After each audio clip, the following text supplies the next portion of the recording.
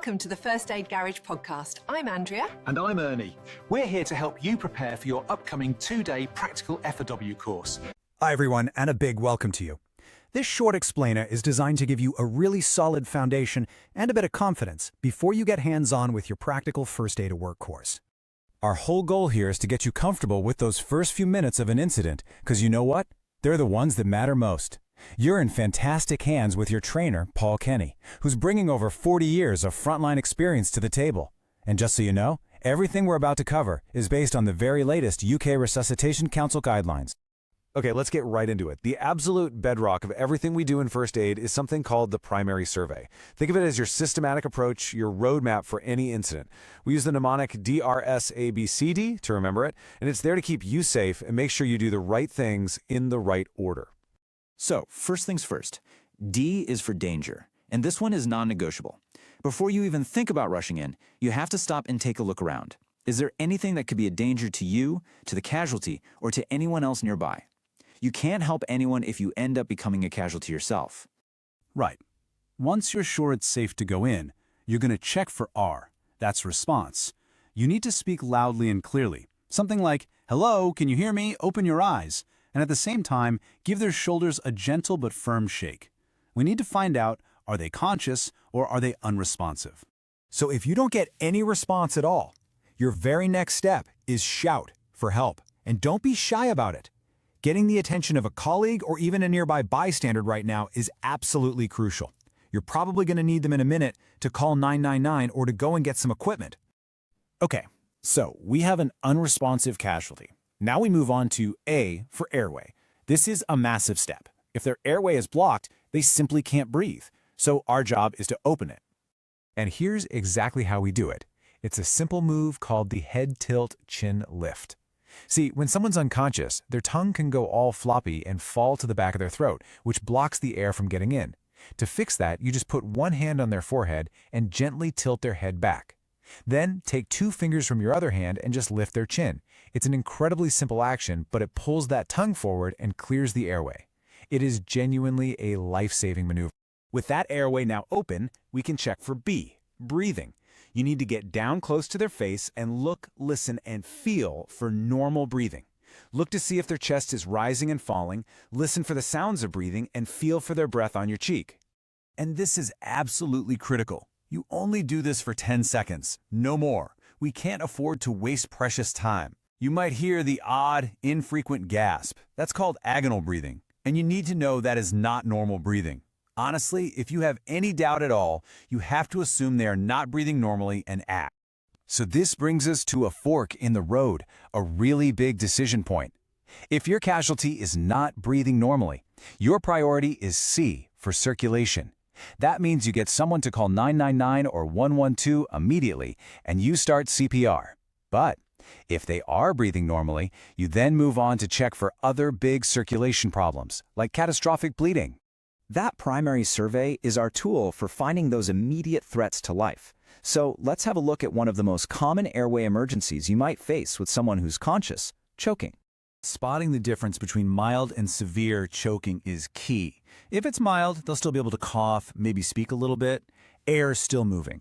But with severe choking, they can't speak, they can't breathe, and often they'll be grabbing at their throat. That is a real time-critical emergency.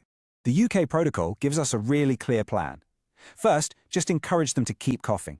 If that doesn't work, give up to 5 sharp back blows right between their shoulder blades. If that still doesn't clear it, you move on to 5 abdominal thrusts. If the blockage is still there after that cycle, you need to get someone to call 999 straight away, and you just keep alternating between the 5 back blows and 5 abdominal thrusts. Okay, let's circle back to our primary survey for a second. Remember C for circulation? If our casualty was breathing, we said we check for other circulation problems. Well, the most dramatic one you could find is catastrophic bleeding. Trust me, you'll know life-threatening bleeding when you see it. We're talking about blood that's spurting out or flowing really fast, maybe even pooling on the floor. And a really important sign to look out for is the casualty becoming pale, cold, and clammy. That's their body going into what we call hypovolemic shock because of the blood loss. Your first job is simple, but it's vital. Put direct and firm pressure right onto the wound. Use a sterile dressing if you have one, but honestly, any clean cloth will do. While you're doing that, get someone to call 999. To help treat the shock, lie the casualty down, and as long as their legs aren't injured, raise them up so they're above the level of their heart.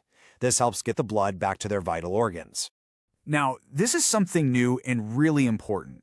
For 2025, there's been an update to the guidelines that you'll cover in your course.